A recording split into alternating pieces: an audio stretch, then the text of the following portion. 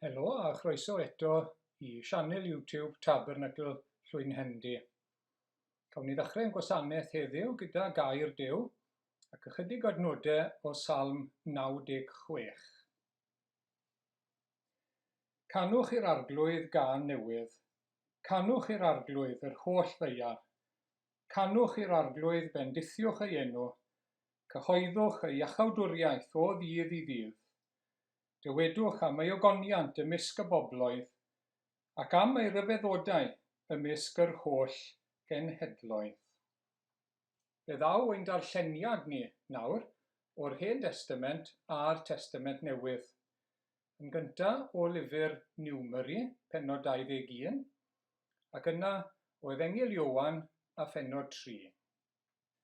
Yna aeth yr Israeliaid o fynydd Hor ar hyd ffordd y môr coch ac o amgylch gwlad Edom. Dechreuodd y bobl fod yn aniddig ar y daith a siarad yn erbyn Duw a Moses, a dweud, pam y deithoch â ni o'r Aifft I farw yn yr anialwch. Nid oes yma na bwyd na diod, ac y mae'n gas gennym y bwyd gwael hwn. Felly, anfonodd yr arglwydd seirff gwenwynig ymysg y bobl, a bu nifer o'r Israeliaid farw wedi iddynt cael ei brathu ganddynt.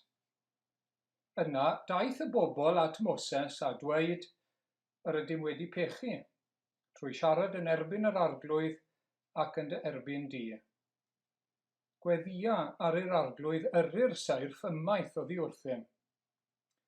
Felly, gweddiodd Moses ar ran y bobl, a dywedodd yr arglwydd wrtho, gwna sarff a'i gosod ar bolyn, a bydd pawb a frathwyd o edrych arni yn cael byw.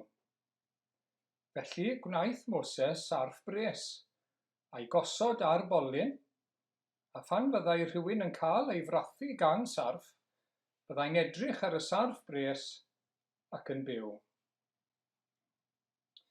Yr oedd dyn o blith y Phariseaid o'r enw Nicodemus, aelod o gyngor yr Iddewon, daeth hwn at Iesu liw nos a dweud wrtho, Rabi, fe wyddom I ti ddod atom yn athro oddi wrth Dduw, ni allai neb wneud yr arwyddion hyn yr wyt ti'n ei gwneud, ond I bai fod Duw gydag ef. Atebodd Iesu ef, yn wir rwy'n dweud wrthyt, o'n I chaiff rhywun ei eni o'r newydd, ni all weld teyrnas Dduw. Meddai Nicodemus wrtho, sut y gall neb gael ei eni ac yntau'n hen? A yw'n bosibl tybed I rywun fynd I mewn I groth ei fam eilwaith a chael ei eni? Atebodd Iesu, yn wir rwy'n dweud wrthyt, o'n I chaiff rhywun ei eni o ddŵr a'r ysbryd, ni all fynd I mewn I deyrnas Dduw. Yr hyn sydd wedi ei eni o'r cnawd, cnawd yw. A'r hyn sydd wedi ei eni o'r ysbryd, ysbryd yw. Paid â rhyfeddu I mi ddweud wrthyt y mae'n rhaid eich gennych wi o'r newydd. Y mae'r gwynt yn chwythu lle yn mynd, ac yr wyt yn clywed ei sŵn, ond ni wyddost o ble mae'n dod, nac I ble mae'n mynd. Felly y mae gyda phob un sydd wedi ei eni o'r ysbryd. Dywedodd Nicodemus wrtho, sut y gall hyn fod? Atebodd Iesu ef, a thithau yn athro Israel, a wyt heb ddeall y pethau hyn? Yn wir rwy'n dweud wrthyt, mae am yr hyn a wyddom yr ydym yn siarad, ac am yr hyn a welsom yr ydym yn tystiolaethu. Ac eto, nid ydych yn derbyn ein tystiolaeth. Os nad ydych yn credu ar ôl I mi lefaru wrthych am bethau'r ddeiar, sut y credwch os llefaraf wrthych am bethau'r nef? Nid oes neb wedi esgyn i'r nef, ond yr un a ddisgynnodd o'r nef, mab y dyn. Ac fel y dyrchafodd Moses y sarff yn yr anialwch, felly y mae'n rhaid I fab y dyn gael ei ddyrchafu, mwyn I bob un sy'n credu gael bywyd tragwyddol ynddo ef. Do, carodd Duw y byd gymaint nes iddo roi ei unig fab, mwyn i bob un sy'n credu ynddo ef beidio a mynd i ddistryw, ond cael bywyd tragwyddo. Oherwydd nid i gondemnio'r byd yr anfonodd Duw ei fab i'r byd, ond mwyn i'r byd gael ei achub trwyddo ef. Nid yw neb sy'n credu ynddo ef yn cael ei gondemnio, ond y mae'r sawl nad yw'n credu wedi ei gondemnio eisoes, oherwydd ei fod heb gredu yn enw unig fab Duw. A dyma'r condemniad i'r goleuni ddod i'r byd, ond i ddynion garu'r tywyllwch yn hytrach na'r goleuni, am fod ei gweithredoedd yn ddrwg. Oherwydd y mae pob un sy'n gwneud drwg yn casau'r goleuni, ac nid yw'n dod at y goleuni rhag ofn i'w weithredoedd gael ei dadlenni. Ond y mae'r sawl sy'n gwneud y gwirionedd yn dod at y goleuni, fel yr amlygir mae yn yw y mae ei weithredoedd wedi ei cyflawni. Gyn ni'n diolch i'r arglwydd am ei air sanctaidd. Amen. Gawn ni droi at yr arglwydd ein Duw mewn gweddi gyda'n gilydd nawr. Cydweddion. O arglwydd ein Duw, Duw a thad ein harglwydd Iesu Crist, Duw y Duwiau ac arglwydd arglwyddi, arglwydd y gogoniant, y Duw holl alluog, diolch unwaith eto am gael troi ata ti gyda'n gilydd, hynny yw ar yr un pryd bod ni ddim gyda'n gilydd, ond ni'n troi ata ti arglwydd i addoli di.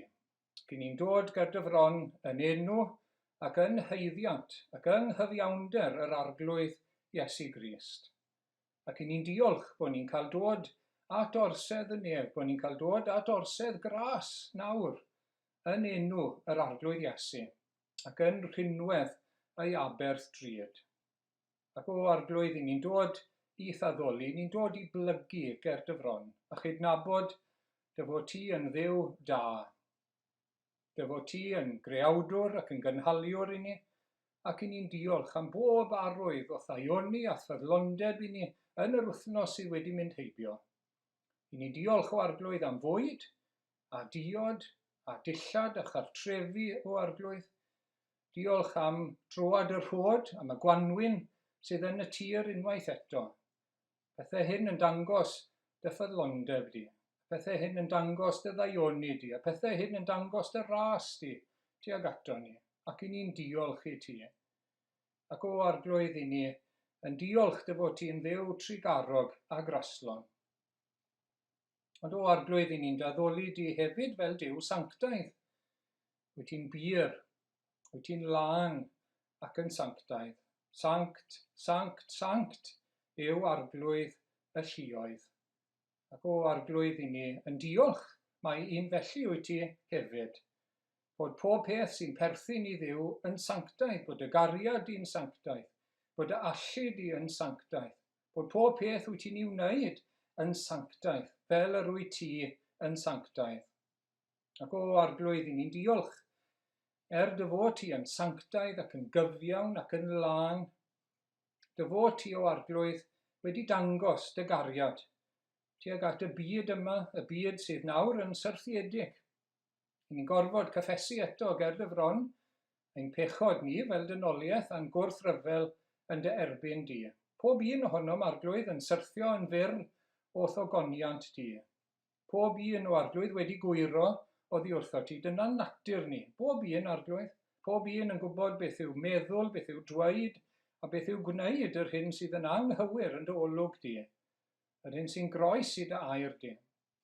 Ni'n gwneud beth na ddylen ni ac ni'n gadael beth ddylen ni'n neud.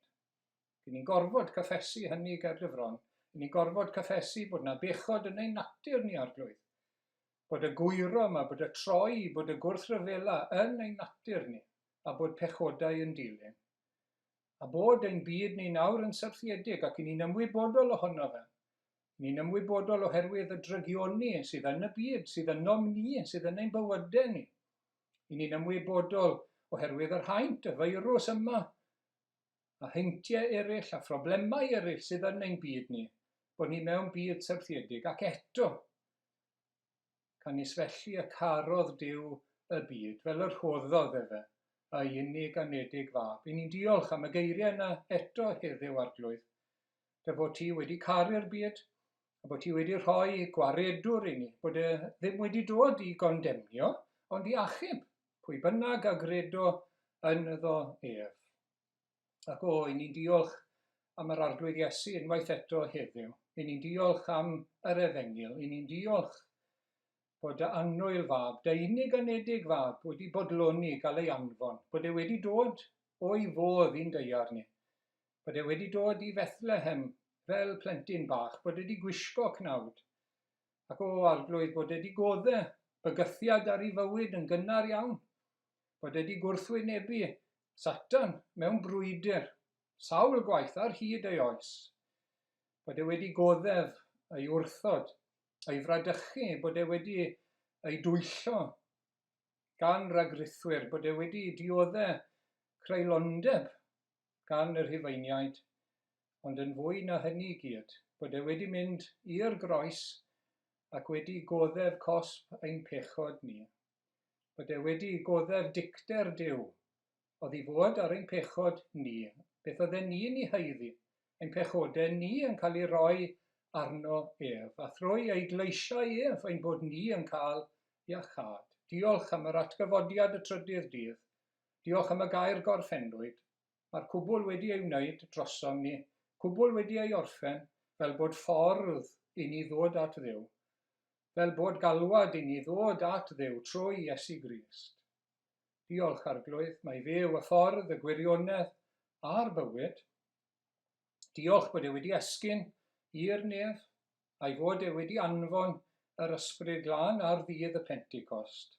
Diolch ei fod e yn y nef, yn eiriol troson ni, yn cynrychioli ei bobl, pob un sy'n credu ynddo fe, bod e'n ymbil droson ni, bod e'n ein cynrychioli ni ar sail ei aberth. Diolch bod e wedi anfon yr ysbryd, a bod yr ysbryd gyda ni, bod yr ysbryd yn dod â ffrwyth aberth Iesu Grist i'n bywyd ni, yn rhoi i ni ras i edifarhau am ein pechodau, ac i gredu, ac i ymddiried, ac i ddyfalbarhau, i aros yn yr arglwydd Iesu. Cyn i yn gofyn am i'r gras hwn i ddod i ni eto heddiw arglwydd, i rai sydd yn gwrando, ni'n gweddio am ras i rai sydd heb wneud i edifarhau, ac arglwydd i gredu, i ymddiried yn yr arglwydd Iesu, ac i ni sydd wedi cael gras i gredu, i ddyfalbarhau ynddo fe, i aros ynddo fe. Nerthan ni arglwydd yr wythnos yma eto, i fod yn oleuni yn y byd, i fod yn halen o arglwydd. Helpa ni fod yn dystion, trwy fod yn ffyddlon i ti, trwy fod yn sanctaidd, trwy fod yn fwy tebyg i Iesu Grist. Nerthan ni yn y dyddiau hyn. Ac arglwydd i ni'n gweddio dros ein gwlad wrth gwrs, a'r sefyllfa bresennol. Ni'n gweddio bydd pobl yn meddwl o ddifri am eu henaid, am eu perthynas â Duw ac am dragwyddoldeb, oherwydd bod bywyd nawr yn fwy brau. Maen nhw'n gallu gweld hynny. Ac arglwydd i ni'n gweddio bydd pobl yn dod at Iesu Grist. A bydd ei deyrnas ef yn lledu ac yn tyfu ym mhob man. Ac arglwydd i ni'n gweddio y daw gwellad cyn hir i'r coronavirus. Ac arglwydd y byddi di eto yn drigarog yn rhoi meddyginiaeth i ni, yn dy drigaredd ac yn dy ras cyffredinol. Arglwydd derbyn ni nawr felly, i ni'n cyflwyno'n gilydd i ti, rhai sydd yn unig yn yr amser yma'n arbennig. Helpa ni gofio mewn gilydd, helpa ni gynnal breichiau'n gilydd o arglwydd ym mhob ffordd. A diolch dy fod ti gyda ni a dy fod ti'n ffyddlon. Diolch dy fod ti'n dweud na fyddi di byth yn ein gadael ni'n am ddifad, nac yn cefnu arnom ni. Arglwydd derbyn ein diolch. Aros gyda ni nawr felly arglwydd, arwain ni, llefara trwy dy air. Maddau ni yn pechodau yn dyledion, yn enw ac yn heiddiant yr arglwydd Iesu Grist. Amen.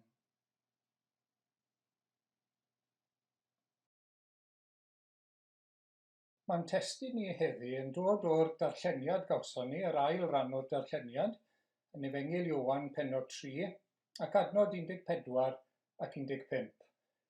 Ac fel y dyrchafodd Moses y sarf yn yr anialwch, felly y mae'n rhaid i fab y dyn gael ei ddyrchafu, mwyn i bob un sy'n credu gael bywyd tragweddol ynddo ef. Wel, bydd y gwasanaeth yma mynd allan gyntaf ar Sul y Blodau Eleni. Y diwrnod i ni meddwl am yr arglwydd Iesu yn dod i mewn i Jerusalem am y tro ola, yn gwybod ei fod e'n mynd i ddioddau a marw ar y groes. Ac yn yr adnodau hyn, yn y geiriau hyn, mae'n dangos bod rhaid iddo fe gael ei godi ar y groes, bod rhaid iddo fe gael ei groeshoelio, ei fod e'n fater o fywyd a marwolaeth tragwyddol i bob un ohono ni. Mae 35 o gwmnïau fferyllol, pharmaceuticals, a sefydliadau academaidd ar hyd a lled y byd heddi yn gweithio'n galed iawn i gael vaccin i Covid-19. Pam? Wel, dyma'r unig ateb i'r feirws yn y pen draw. Mae rhaid cael vaccin. Ac oedd rhaid i fab Duw farw ar groes Calfaria i ni gael bywyd tragweddol yn hytrach na marw yn ein pechod. Ac mae'r arglwydd Iesu yn defnyddio'r gair rhaid yma, a mae'n arwyddocaol iawn. Oedd rhaid i fab Duw adael gogoniant yn ef? Oedd rhaid iddo fe adael ysblander y nefoedd, sancteiddrwydd a ffurdeb glân y nef. Oedd rhaid iddo fe wisgo cnawd dod yn blentyn bach, oedd rhaid iddo fe ddod i'r byd sydd wedi mynd yn llygredig yn byd ni. Oedd rhaid iddo fe wynebu bygythiad Herod ar ei fywyd pan oedd e'n fabi bach. Oedd rhaid goddau twyll a rhagrith yr arweinwyr crefyddol. Oedd rhaid goddau creulondeb y Rhufeiniaid. Oedd rhaid iddo fe brofi melltith a chosb Duw ac uffern ar y groes. Oedd rhaid? Oedd. Mae'n dweud yn glir. Oedd, mae'r Beibl yn dweud wrthon ni. A gallwn ni feddwl o leia am 2 reswm. Yn gyntaf, oherwydd fod pechod yn ddifrifol. Mae pechod yn serious. Mae Duw yn casau pechod, mae'n casau drygioni mae e'n ei wrthwynebu fe. Popeth, unrhyw beth sy'n groes i'r deg orchymyn. Pan mae'r arglwydd Iesu yn siarad â Nicodemus, mae'n cyfeirio nôl yn diwedd at hanes Moses a'r sarf bres yn yr anialwch. Mae pobl Israel yn teithio ar ei ffordd i wlad Canan. Ac yn llyfr Niwmeri yn y darlleniad cyntaf gawson ni, i ni'n darllen, ddwch chi sylwi bod y bobl yn siarad yn erbyn Duw ac yn erbyn Moses. Maen nhw mor aniolchgar. Pam i chi wedi dod â ni o'r Aifft? Ti Moses, ac ein Duw ni, pam dod â ni o'r Aifft? Pan oedden nhw yn yr Aifft, o'n nhw'n erfyn am gael dod o'na, oherwydd bod bywyd mor anioddefol. Ond nawr, o na pam? Maen nhw'n casau y manna, maen nhw'n casau y bwyd oedd yn dod yn special iddyn nhw bob dydd gan Dduw.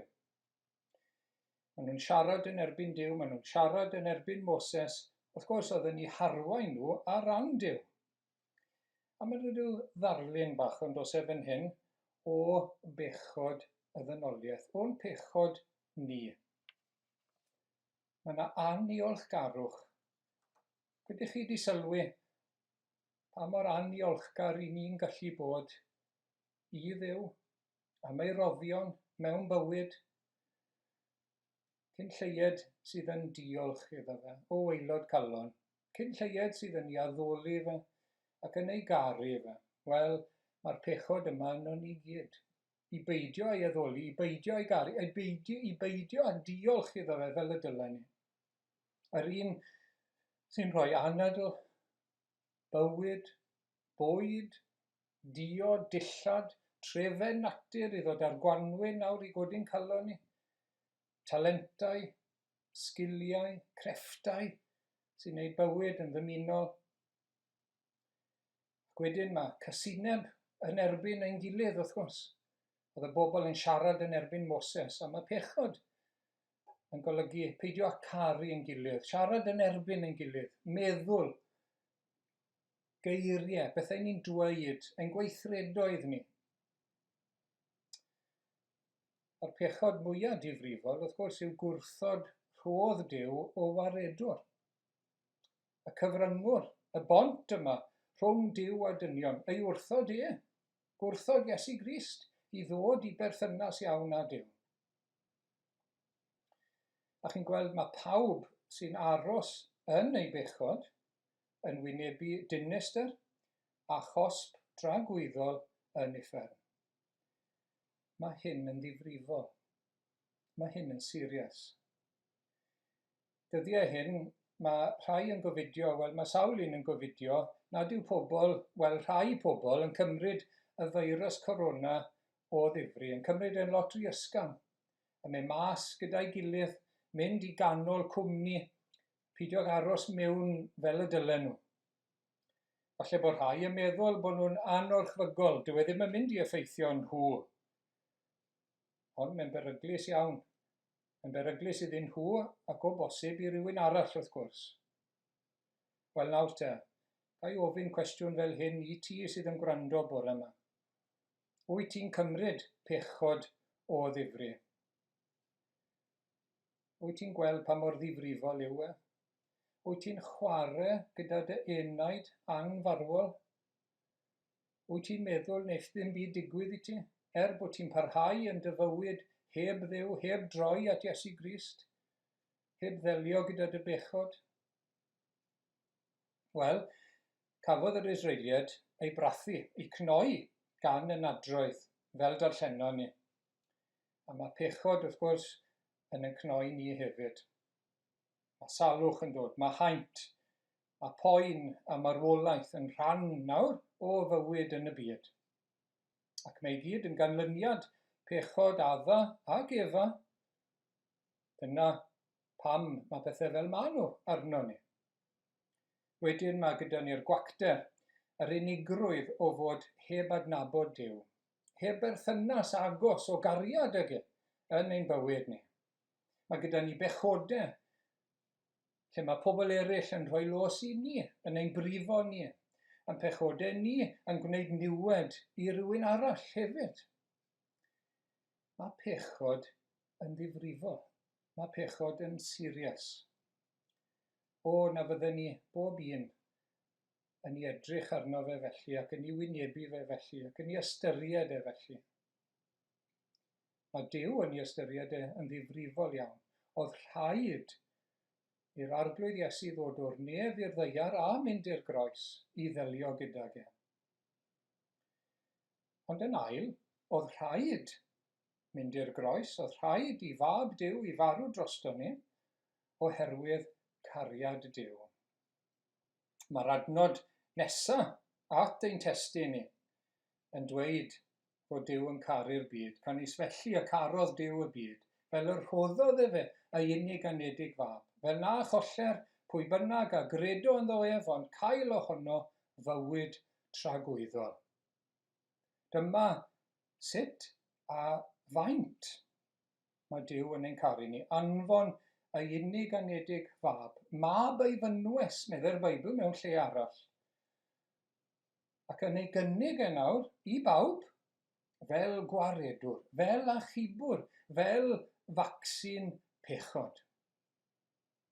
Oherwydd mae'r Beibl hefyd yn dweud wrtho ni, does ganddo fe, hynny yw ein Duw ni, does ganddo fe ddim pleser i weld dinistyr pechadur yn uffern. Mae'n dymuno gweld dynion, gweld pawb yn dod i edifeirwch. Felly gallwn ni ddweud bore yma mae Duw yn dy garu di. A'r praw o fo hynny yw Bethlehem yn gyntaf, bod e wedi dod fel plentyn bach, bod e wedi gwisgo cnawd fel ein cnawd ni, bod e wedi anfon ei fab, nid i gondemnio ond i achub, ac yn ail wrth gwrs, y groes, Calfaria, Golgotha, yn profi ei gariad tuag ato ni. Ac yna, mae'r arglwydd Iesu yn dweud bod rhaid dyrchafu mab y dyn, cyfeirio ato fe ei hunan, defnyddio'r teitl yma, mab y dyn, teitl ar y Meseia, wrth gwrs. Bod e'n fab dyn, fab Duw, mae'n fab dyn, ond yn Feseia. Ac mae rhaid iddo fe gael ei ddyrchafu, ei godi yn uchel, wrth gwrs.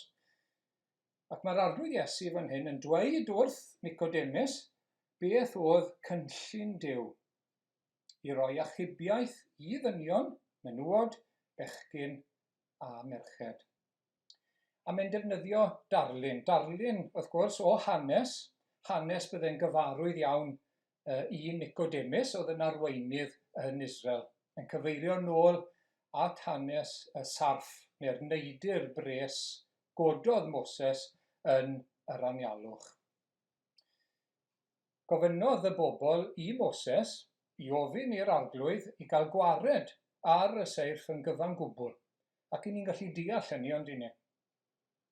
Falle bod chi wedi gofyn a dymuno rhywbeth tebyg, bywyd heb boen, heb haint, heb ddrygioni, heb ladd a marwolaeth. Ond nid dyna gafodd y bobl, ond cynllun Duw oedd rhoi meddyginiaeth yng nghanol y nadroedd. A dyna gynllun Duw i ni hefyd. Nid rhoi stop ar popeth nawr, nid rhoi diwedd nawr ar bob pechod, bob drwg, bob trais, bob celwydd. Pam? Wel, dyna fydde diwedd pob cyfle i ni i dderbyn trigaredd a gras gan Dduw. Dyna fydd yn digwydd yn y diwedd, pan ddaw yr arglwydd yn ôl a bydd dydd barn. Cynllun Duw nawr yw cynnig iachad i ni yng nghanol byd o bechod a phoen. A mae'r iachad, wrth gwrs, yn Iesu Crist.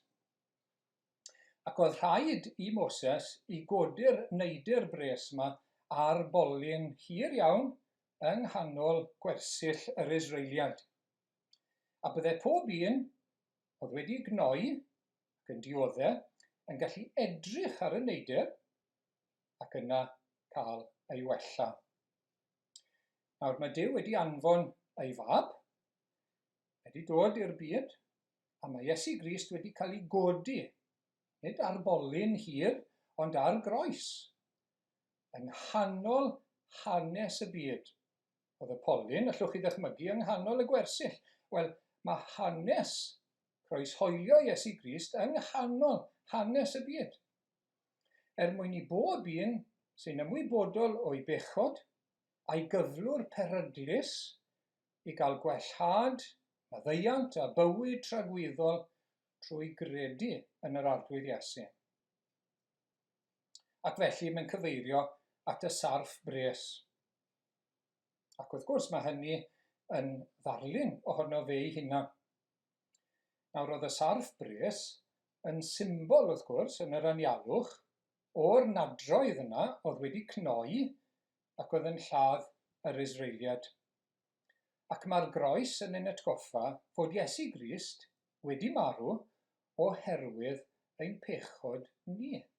Bod ein pechod ni yng nghlwm wrtho fe wrth iddo fe farw. Meddai Pedr, ef ei hun a ddygodd a gariodd ein pechod ni yn ei gorff ar y pren. Unwaith eto, mae'n dangos difrifoldeb pechod, mae'n dangos cosb pechod.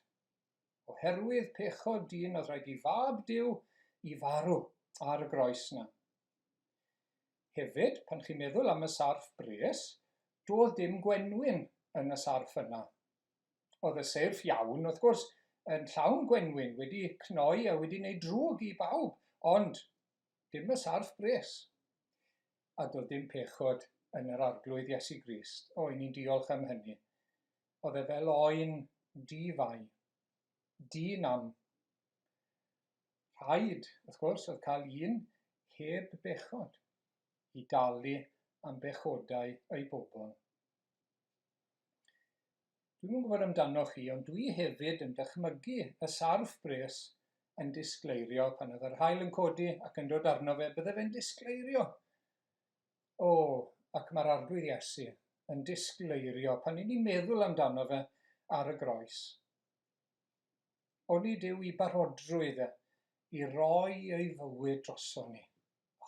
Mae hwnna'n gwneud iddo fe i ddisgleirio, yn dyw e. Ei ostyneiddrwydd i ddod o'r nef, i fod yn ifydd hyd angau ar y groes, ond dyw hwnna'n gwneud iddo fe ddisgleirio. Ac wedyn ei gariad at ei bobl, at bechadur, yn cymryd cosb a dicter Duw a'r bechod yn ein lle ni. Ond dyw hwnna'n gwneud iddo fe i ddisgleirio. A dyma gynllun Duw i achub pechaduriau. Dyma gynllun Duw i'n rhyddhau ni o gosb ein pechod, i ddod â ni i heddwch gyda Duw, i berthynas bersonol o gariad gyda'n creawdwr. Dyma vaccin Duw, chi'n gweld. Does dim ffordd arall. Oedd rhaid iddo fe i farw droso ni. Wel, beth sy'n rhaid i ni wneud felly? Y peth cyntaf nath pobl Israel yn amser Moses oedd edifarhau. Ar ôl iddyn nhw gael eu cnoi, dethon nhw at Moses a dweud, clywson ni'r geiriau yma, chi'n cofio yn y darlleniad, yr ydym wedi pechu, trwy siarad yn erbyn yr arglwydd ac yn dy erbyn di. Nawr, neges gyhoeddus gyntaf Iesu Grist yn ei weinidogaeth oedd edifarhewch. Un gair, edifarhewch. Mae'r Beibl hefyd yn dweud wrthon ni fod Duw yn gorchymyn i bawb ym mhob man i edifarhau. Nid opsiwn gan Dduw yw e, mae'n gorchymyn i ni. Nawr, i'r Israeliad, ni'n gweld bod hyn yn golygu dod lawr o'r chyfdra mawr yma, y cheek yma, o gwyno a siarad yn erbyn Duw ac yn erbyn Moses, arweinydd Duw. A mae'n golygu'r un peth i ni hefyd. Mae'n amser i ni, os nad i ni wedi wneud, i newid ein meddwl am Dduw a'n hagwedd hefyd, i gyffesu ein pechod, ein gwrthryfel, a'n pechodau ni, a dod yn isel at Dduw trwy Iesu Grist. Mae hefyd yn golygu bod ni'n troi cefn ar ein hymdrech ni i brofi'n hunan yn ddigon da i haeddu derbyniad Duw. Does dim gobeith gyda ni. Mae rhaid i ti edifarhau. Please, heddi, wneud i wynebu y reality. Wneud i droi a dod at Dduw yn isel ac yn ostyngedig, wneud i blygu ger bron Duw. Wedyn ni, oedd rhaid i'r bobl edrych ar y neidr bres. A mae Iesu'n dweud yn glir wrthon ni bod e'n ddarlun o gredu ynddo fe. Dyna'r geiriau mae e'n ei defnyddio, mae rhaid i ni gredu. Pwy bynnag sydd yn credu yno fi. Pob un sydd yn credu yno fi. A dyma neges hyfryd yr Efengyl, bod bywyd tragweddol i ni, bod maddeuant a ryddhad a cymdeithas eto gyda Duw, ryddhad o bob bai, o bob pechod, trwy gredu, trwy ymddiried, trwy ffydd yn Iesu Grist a'i aberth ar y groes. Doedd dim rhaid i'r Israeliad i ddod i gyffwrdd ar polyn. Gallai Duw wedi dweud hynny. Reit, mae rhaid chi godi, mae rhaid chi symud o'ch pabell a mae rhaid chi gyffwrdd y polyn. Na, dim ond edrych. Doedd dim rhaid iddyn nhw i ddringo'r polyn a cyffwrdd y sarf. Na. I ran fwyaf bydde hynny'n amhosib, wrth gwrs. Ar ôl iddyn nhw gael eu brathu, eu cnoi, os oedd gwenwyn yn eu system, amhosib, ond na. Edrych ar y sarf. Chi'n gweld gallai'r trian mwyaf gwan, mwyaf sal oedd wedi cael ei gnoi, a'i wenwyno, a'i barlysu, gallai fe edrych. Dyna pam oedd y polyn yn hir, wrth gwrs, yn dal i bawb gael gweld, i bobl gael edrych a byw. Gallwch chi ddychmygu person yn edrych ar y sarf.